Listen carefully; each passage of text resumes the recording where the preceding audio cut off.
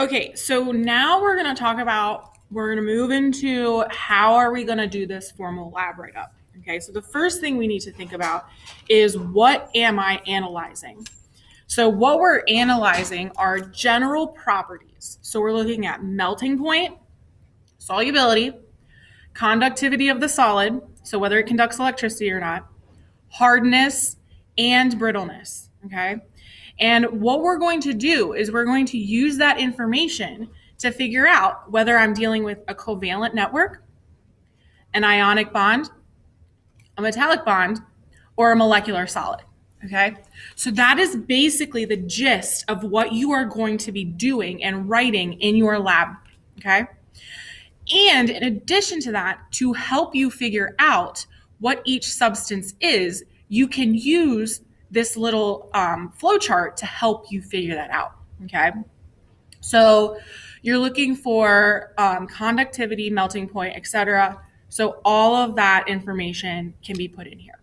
Okay. Now let's talk about the formal lab write-up. Okay. A formal lab is a record of your laboratory activities, and they're going to include the following sections. And I'm going to give you a rubric on what should be in each one of those sections. You're going to need an introduction, experimental procedure, data, analysis and discussion, and then conclusion. Each section is required to have a heading and should be neat, well organized, and concise. It is customary in the scientific literature to number the sections of the report using Roman numerals.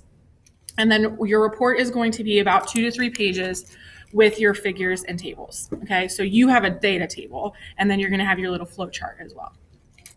So let's look at each section here. So I'm frozen. Okay, so I'm going to pull this up. And I'm not going to read it word for word because you're going to get a copy of it so you'll know exactly what you're looking for. So these are the sections that you're going to have. You're going to have an introduction. So what is the purpose of this lab? Why are we doing this lab? Okay. And you're going to be, unlike in a regular lab where you just say the purpose of this lab is with one sentence, this is going to be more of a broad, maybe a paragraph long of what the lab is actually trying to accomplish. And then you're going to write your experimental procedure. Now, the difference here is the experimental procedure is no longer going to be a bullet point, right? Because you're writing a paper. So you are going to include a 1 to 2 paragraph description of the experimental equipment that you use and the procedure that was done using your own words, okay?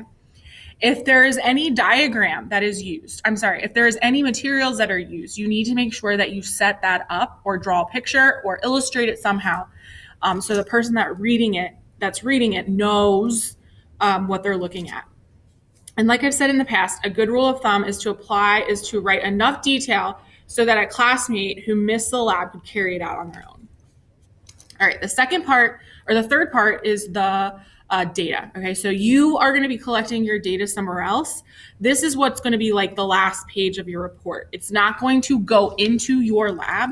You are going to discuss the data. Okay, so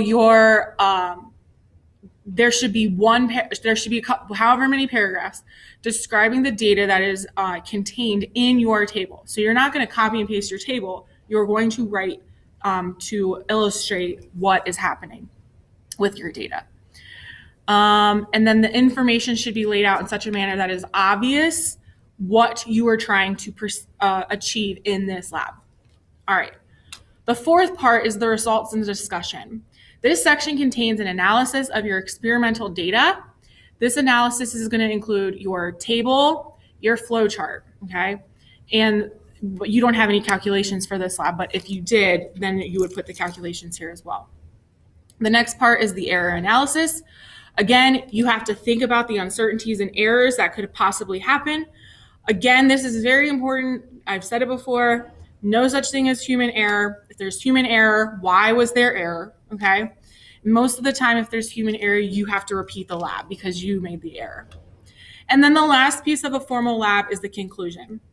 So this is the summary section where you need to demonstrate that you understood what you did, okay? You need to restate your purpose and tell me why we were doing this lab and how you achieved doing this lab.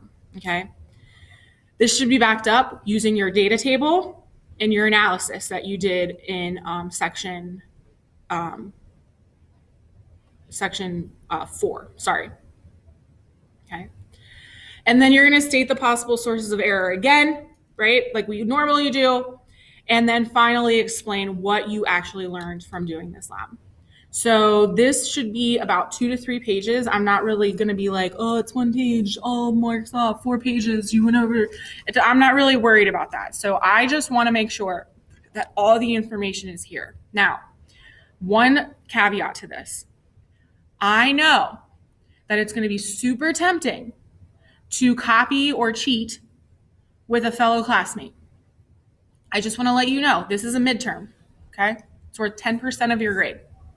So if you get a 0, because you're cheating, which you will, because that's my policy, you will get a 0, which means you can't have a grade higher than a 90% for the first semester. Just think about if that's something that you want to do, okay? I will know if you cheat, trust me, I will. Okay, thanks.